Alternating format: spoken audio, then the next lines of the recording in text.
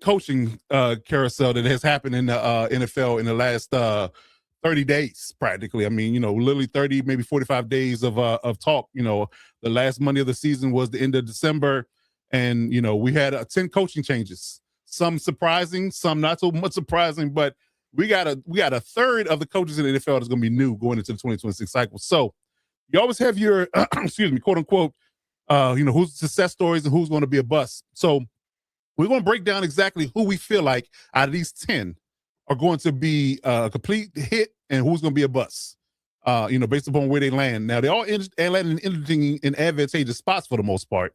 Now, just a question of what they do with it. So I'm going to start off with Young RG, man. Tell me who you feel like. Let's start with hits, and then we'll do the busts.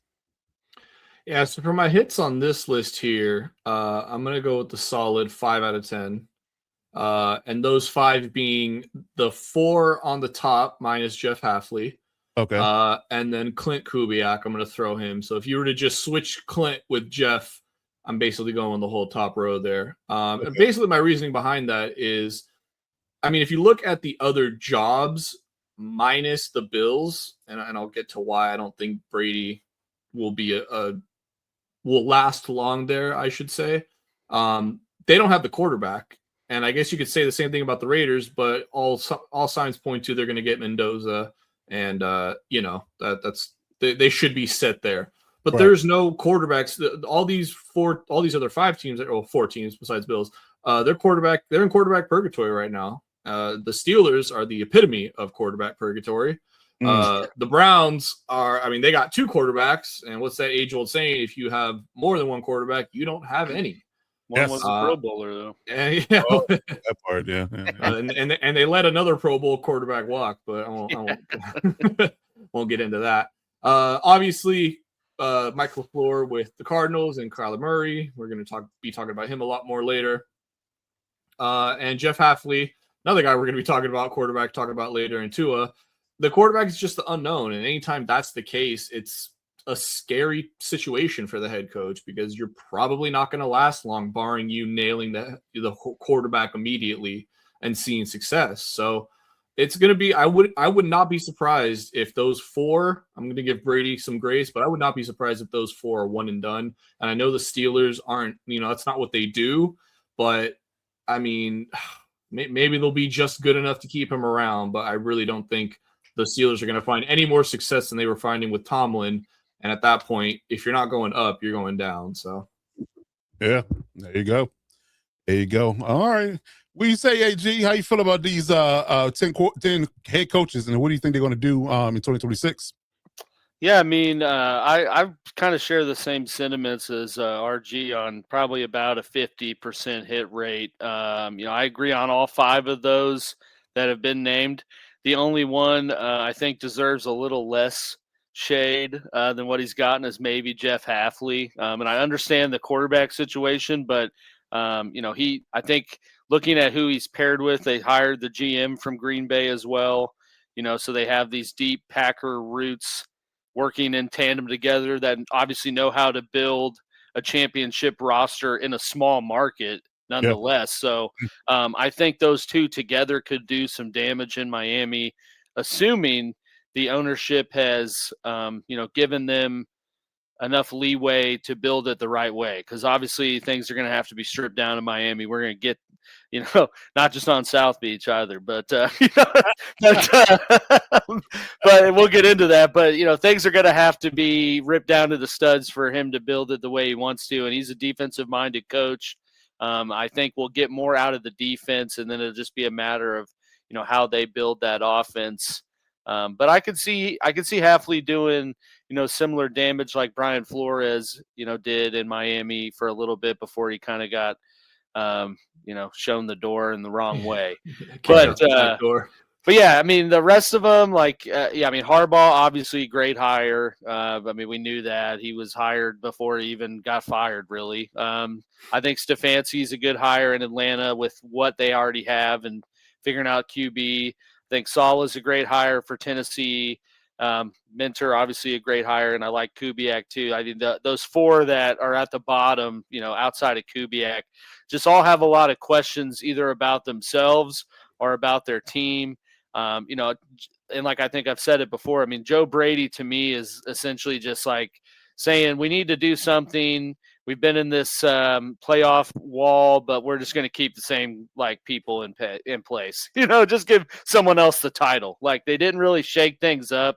So I think probably the Bills will still be a pretty moderately successful team, but I think a hit for Buffalo is getting to a Super Bowl, and winning one, and I don't think Joe Brady's going to do that. The other ones, I get why they hired them, but it's again like who's the quarterback? What kind of leeway do they have to revamp the offense in Cleveland and Arizona? And we'll see. And then Mike McCarthy, like I said, my hot take, Mike McCarthy was absolutely hired just so they can get Aaron Rodgers to come back for a year. Right. Maybe that's probably it. And now that the more that I'm seeing stuff, I'm thinking Tomlin retired because the ownership's like, well, we've been good enough to be still talked about, so let's just keep doing that. 9-8's cool. We're in the playoffs, and Tomlin's like, damn, I don't want to keep doing this. Right. Like, keep answering these questions. Like, Right. so I think he just got tired of it, and McCarthy's like, yeah, I can get Aaron to come back. We're buddies. Right.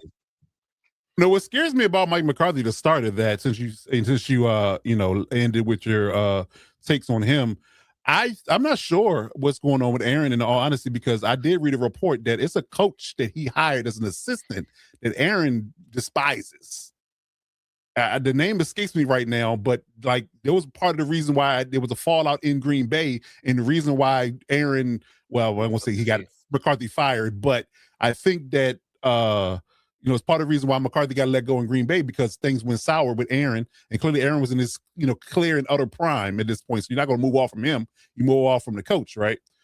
So that's an up in the air move, and this really could turn into a situation where you had Nate Hackett in Denver, and he thought they were going to trade for Aaron from Green Bay. That didn't happen. They ended up with Russ, and you can see how that ended.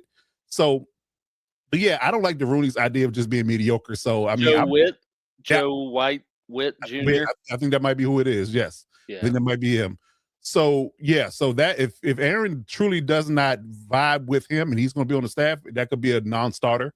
Rumors that Minnesota could court Aaron to come play for them for a year, and who wouldn't want to play with Justin Jefferson and that weaponry? So and O'Connell calling your plays. So I don't know. They need to really complete the Brett Favre tree. Yeah, complete the it's a little Pittsburgh stop, but a little Pittsburgh stop in between. But yeah, definitely the Brett Favre villain arc completed for sure. So I'm not sure. I'm not big on what McCarthy did. I had a whole rant on him on Patreon last week about why it was a bad hire. Again, he's older. I don't think that by the time within 8 years he's probably going to retire, if not sooner, depending on his health. Yeah. So you're not getting a whole lot of juice out of that orange for sure. So I don't know. I also got questions about Kevin Stefanski, to be all honest, because I'm hearing reports that although they're likely going to move off from Kirk Cousins, apparently Matt Ryan and Stefanski aren't sold on Penix being the franchise quarterback. So you're going to tell me that you're going to go find another one, and that's not the time to do it. In all honesty, Penix coming off the ACL. 1, 2, he's cheap because he's a rookie. He's on his rookie deal. And 3, the quarterback draft is going to be good till next year. The only quarterback that's going to have any cachet is going to be gone by the time you pick. Yeah. So maybe they're trying to tank though, because maybe they're trying to get to the spot to pick someone that high next year, because they don't have a first rounder this year. So they traded it for James Pierce, unfortunately, which seemed great until a few days ago. Until he got arrested. Yeah. So I'm a little lukewarm on Kevin Stefanski either. And I'm not gonna lie to you, I was great on John Harbaugh. I got Jim on the brain. Sorry, I'm a Chargers fan. Pardon me. But I was great on John until he had his OC. I didn't understand that move. Like, not bringing Monken over, not going out and get Kingsbury. I don't love the OC move. I don't like his mix or his fit with the young guys in Scatterbo and Dart. I don't like it. I was stretching.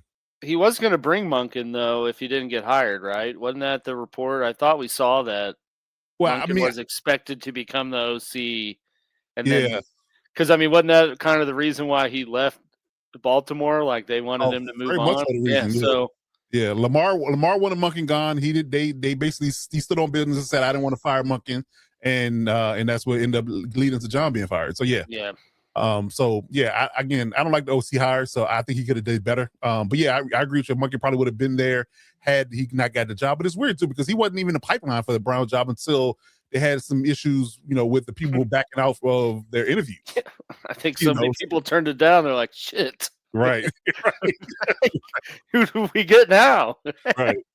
Right. So yeah, so I guess my list is a little bit shorter than y'all's. I mean, I definitely like what Robert Saleh, Brian Daboll going to do in Tennessee. I'm loving that combination. I will give them a year though.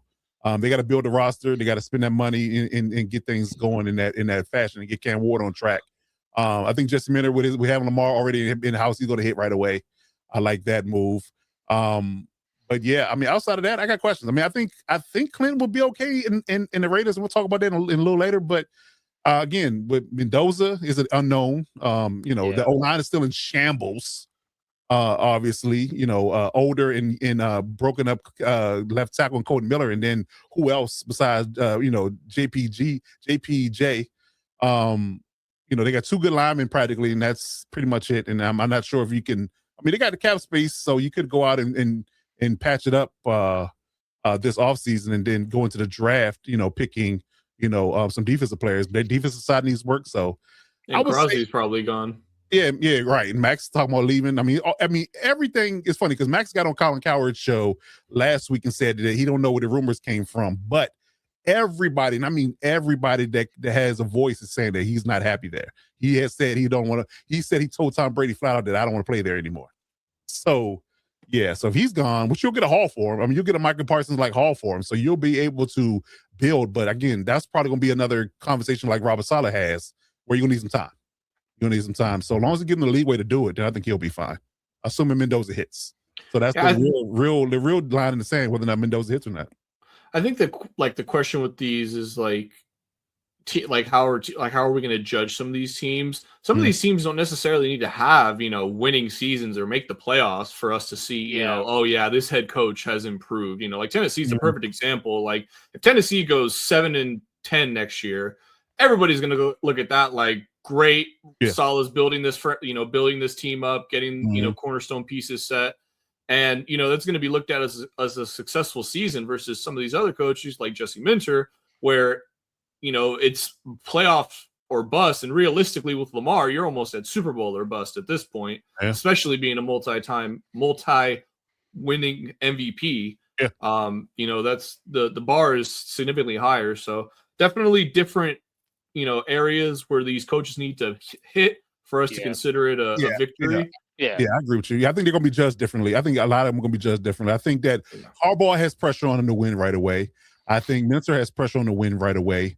McCarthy just got to be 500. Exactly. That's it. And I think everybody else pretty much has a decent runway to be better than last year, but you don't necessarily got to be the Patriots when you got to take it all the way home, to the Super Bowl. So, but I think people fall in love with that a little bit too. The fact that, they see what the Patriots did in one season and you got a coach with some cachet like Saleh, Kubiak just coming off winning the Super Bowl, Mike McCarthy's a former Super Bowl winner, that type of conversation. So Joe Brady was an in-house hire. So you would think that the pressure would be for them to be playoff contenders. But but we'll see. You got to win right away in Buffalo. I mean, for sure. Oh yeah. Not after all the stuff that was said, right after the firing. Let's talk about it. Yeah, well, Bakulo and Bean got on there and basically kicking everybody's back in, talking about it was their fault, not ours. Shit on Keon Coleman, and then it said everything was McDermott's fault. Right. And then, hey Joe, we'd love to make you HC, what do you think? You're right. Did I just watch the same conference? Right. I'm in. Right. There you go. How the hell are you gonna shit talk somebody on your fucking team, dog? Like at least have been in the league for 2 years. Have the damn courtesy to trade him at least first if you're gonna talk shit on him. It just came out of nowhere. I mean, come on. Like was that 50 Cent meme? What did he say? Fuck me for? Yeah. I just love in that press conference. I don't even think the question was about Keon Coleman and the owner. No. It's like you could tell he was just sitting there thinking about it forever. He's like, "Let me chime in here." The Keon situation. It's like, damn, who let Terry talk, man? Right. Whatever his name is. Yeah, I don't remember. I think that might be right. Terry McCullough, is that right? Hey, back that up, Terry. Yeah, man. Yeah. I think we were right to let McDermott talk for everybody for the last few years. Because man, they talk about unhinged. And the next episode of the Unhinged, Paculo's going to speak on Josh Allen and why he should have married Haley. You know, that kind of shit. Yeah. I don't know. It's wild. It's wild in Buffalo. But like I said, I think that Super Bowl window's closed, man. It's a wrap, especially with other teams. Like the teams on this list are going to get better. Yeah. And it's in their own division, nonetheless. Yeah, that part. So yeah. So I think so RG, you got a 5 out of 10. AG, you got 5 out of 10 as well. Yeah. I think I'm going 3 out of 10. At least right away. That's fair. Yeah, at least right away. So we'll see. We'll see how things roll. But yes, it'll be interesting. But 10 coaches, man, that's a lot. A lot. And then again, you know, you got other coaches that are on the hot seat coming this upcoming season. So you can see 8 or 9 more. Have the league will be turned over in the next 2 years. That's some crazy shit. Yeah. Yeah. Okay. All right, good.